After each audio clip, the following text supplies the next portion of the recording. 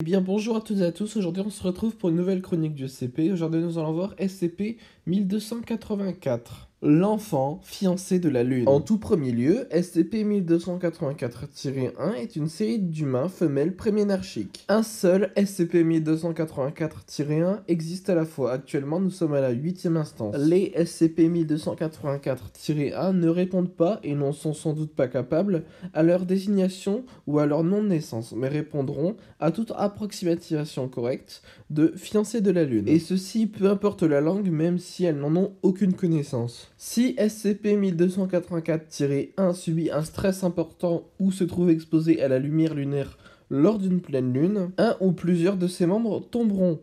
Oui, je sais, c'est bizarre. Et approximativement 5 secondes après, une nouvelle instance de SCP-1284-2 s'assemble à partir de chaque membre perdu. Les instances de SCP-1284-2 donnent l'illusion visuelle de n'être que des lapins domestiques. Mais en réalité, ce sont des masses de chair carnivore et quadrupèdes. Ceux-ci ne présentent pas de tête, de queue ou d'organes sensoriels discernables. Et leur réelle apparence ne peut se faire que par une observation indirecte dans un miroir ou via une vidéo par exemple. Les SCP-1284-2 tenteront de consommer invariablement tout être humain autre que les autres instances et l'enfant de la Lune. Consommation qui le fera grandir jusqu'à un poids total de 6,2 kg. À partir de ce point, il réorganise rapidement ses tissus constituants et sur une période de 7 secondes se divise en deux instances de 1284-2, pesant chacune 3,1 kg. Comme vous l'imaginez, ça peut vite partir en cacahuète. Une instance sur 8 créée de cette façon tente de localiser et de se diriger vers 1284-1,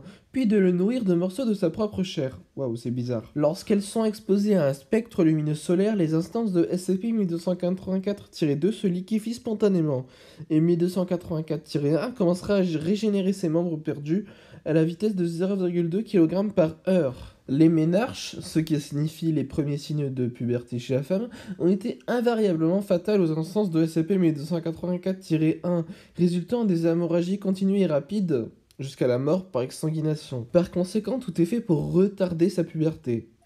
SCP-1284-1 a été interrogé au sujet de la nature de SCP-1284-2 pour tenter d'obtenir des informations. A noter qu'au moment de l'interview, elle a 6 ans. L'interrogateur est le docteur. Traduis-le l'allemand. Qu'est-ce que tu sais de SCP-1284-2 ? Quoi ? Qu'est-ce que tu sais des lapins qui sont apparus plus tôt ? Oh, vous parlez des sujets de mon roi ? Oui. Tu pourrais décrire ce qu'il faisait ? Mon roi a ordonné qu'il dresse un festin en mon honneur. Je vois. En quelle occasion ? Je ne sais pas ce que vous voulez dire. Pourquoi ton roi leur a-t-il ordonné d'organiser un festin ? C'est son droit. Ça ne répond pas vraiment à ma question. C'est son droit. Y a-t-il une raison pour laquelle ils vont organiser un festin, en ton honneur spécifiquement ? Je suis sa fiancée, bien que notre mariage doive encore être consommé. Bien, est-ce que tu peux m'en dire plus à propos de ton roi ? Il est mon roi. Pour la deuxième interview, SCP-1284-1/7 est interviewé, toujours par le docteur. Avant-propos de l'interview. Extrait de l'évaluation psychologique suite à l'expression par SCP-2184-1/7 de signes de dépression, ainsi que de résistance à la prise de son traitement hormonal.